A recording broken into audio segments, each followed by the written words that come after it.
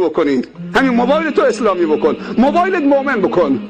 امروز شیطان خیلی حرفه‌ایه، مثل شیطان 300 سال پیش نیست که زمان الاغ بوده. امروز شیطان موبایل دستشه، امروز شیطان ماهواره در اختیارشه، امروز شیطان انگلیسی داره صحبت میکنه، امروز شیطان هنرهای نازیبا رو زیبا جلوه میدهد.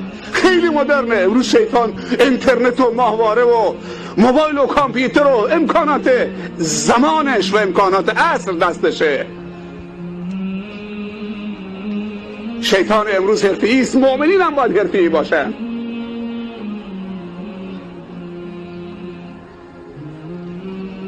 با همین موبایل در 1 ساعت جلوگیری از 4 تا خودکشی شده با همین موبایل. چقدر سوال شرعی دارن، تو اون گوشی دنیاست نمیخواد ببینیدش، زنگ میزنه این مشکل دارم راهنمایی میکن.